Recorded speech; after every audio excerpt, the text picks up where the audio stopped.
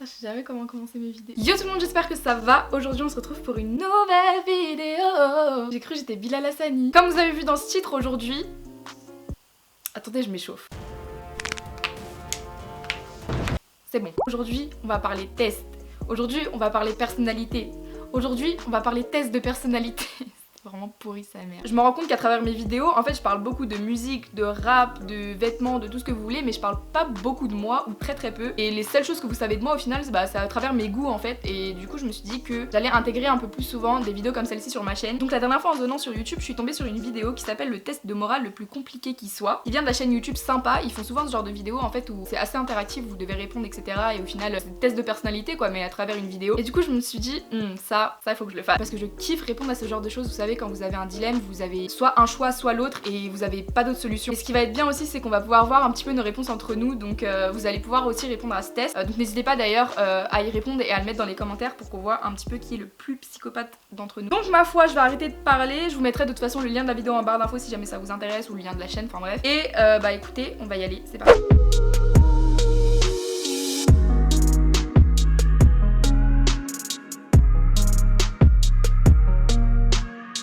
Le test de morale le plus compliqué qui soit. Certains choix sont on ne peut plus simples. Café ou thé, frites ou chips, boxer ou caleçon. D'autres en revanche sont tellement compliqués qu'on a l'impression qu'ils sont impossibles à faire. Quand les deux options ont l'air injustes ou non souhaitables mais que quelque chose doit être fait, t'avons préparé le test le plus dur qui soit. Écris la lettre correspondant à la réponse que tu choisiras, A ou B, et à la fin de la vidéo, tu verras les résultats. Et rappelle-toi, ceci n'est qu'un questionnaire, et non une séance avec un professionnel de la psychologie ou autre. Ne prends pas cela trop au sérieux, d'accord ? Je relève le défi. Et j'ai l'impression de jouer ma vie là. Oh. 1. Le train fou. Ok. Imagine que tu es le conducteur d'un train et que tu en as perdu le contrôle. Il est sur le point de rentrer dans 5 passants innocents, qui n'ont pas du tout conscience de ce qui est en train de se passer. Ils seront tués à coup sûr à cause de l'impact, sauf si tu changes la direction en réorientant les rails. Mais dans ce cas, le train roulera sur un homme totalement innocent qui dort sur les rails. Serais-tu capable de changer les rails? A. Oui, sans problème. B. Non, pas question, je n'aurai pas la conscience tranquille.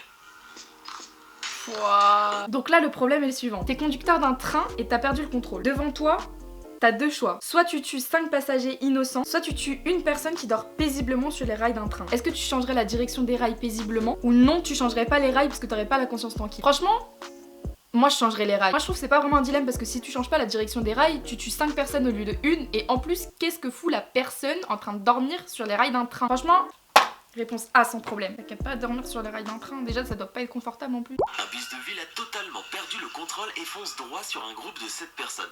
Étant à l'étage du dessus, tu ne risques rien. Tu vois un homme un peu costaud à côté de toi et tu réalises que si tu le pousses pour le faire tomber, cela arrêtera le bus. Toutefois, l'homme va certainement mourir. D'un autre côté, tu sauveras 7 personnes innocentes. Sacrifierais-tu la vie d'une ou de 7 personnes? A.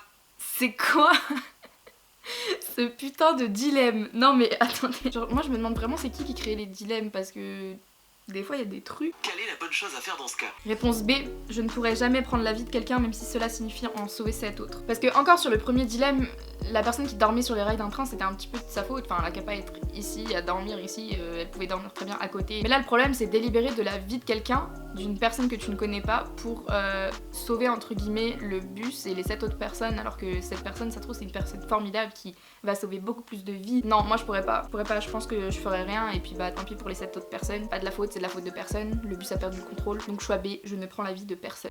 Tu es au milieu du procès d'un voleur de banque qui est en fait innocent. Et tu en es convaincu. Mais en ce moment, les ennemis du suspect ont kidnappé ta fille de 6 ans et exigent que tu déclares le suspect coupable en échange de la liberté de ta fille.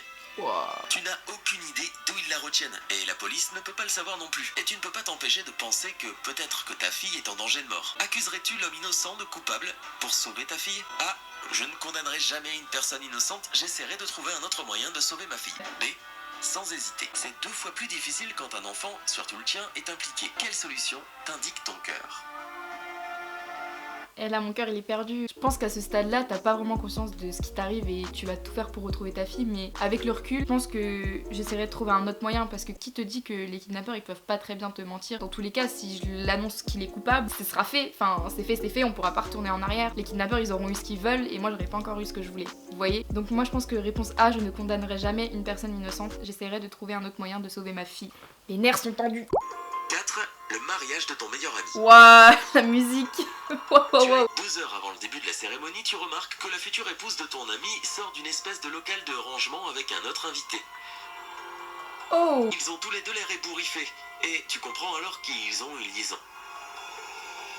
Et voici le dilemme. Si tu dis à ton ami ce que tu as découvert, le plus beau jour de leur vie va devenir un cauchemar. D'un autre côté, comment peux-tu ne pas dire à ton ami qu'il se marie à une personne infidèle? À mort. Que ferais-tu dans cette situation? Mais là je le dis direct, même si ça gâche le plus beau jour de sa vie, c'est pas normal. Ça va être le plus beau jour de sa vie pour lui, mais après la suite elle va encore le tromper, etc. Non, moi je le dis directement, mec, ta meuf elle est infidèle. Parce qu'au final ça va être triste le jour même, mais pour la suite ça va être que bénéfique. Là s'il se marie avec une personne comme ça, elle va recommencer forcément, parce que le jour du mariage, si elle est capable de faire ça le jour du mariage, mais qu'est-ce que ça va être plus tard en fait? Donc non, même si c'est cruel, même si tu gâches le plus beau jour de la vie de ton meilleur pote, au moins tu l'empêches de gâcher tous les jours restants de sa vie avec une meuf qui est infidèle. Tout simplement. Fin. Tu es témoin d'un crime. Un homme a volé une banque et s'en est sorti indemne. Néanmoins, il ne garde pas l'argent pour lui. Au lieu de cela, il le donne à un orphelinat qui est à 2 doigts de la faillite. Suite à ce don, la direction de l'orphelinat peut acheter des vêtements, des livres, des médicaments et de la nourriture pour les enfants. Si tu te rends à la police, l'argent retournera probablement à la banque et les orphelins n'auront plus ce dont ils avaient tant besoin. Alors que ferais-tu? Je garde le silence. Réponse B. Après tout, c'est pour une bonne cause, c'est pour un orphelinat en faillite. La banque, elle a de l'argent, on le sait très bien. Voilà, c'est... Moi, sincèrement, je dirais rien, je fermerai les yeux. Ni vu ni connu. Continue ton chemin, Robin des Bois. C'est cuit. Tu es sur le chemin de la maison, tu rentres du travail, quand tu entres en collision avec une autre voiture. Et pire encore, tu as également heurté et tué un piéton. La conductrice de l'autre véhicule, une femme choquée et en pleurs, court vers toi. En écoutant ses cris déchirants et hystériques, tu réalises que la femme est absolument convaincue que c'est elle qui a tué le piéton. Il n'y a personne autour, seulement vous deux. Tu comprends que la personne qui sera reconnue coupable aura bien sûr des démêlés avec la justice. En sachant cela, que choisirais-tu? A. Je confesserai que c'est ma faute. B.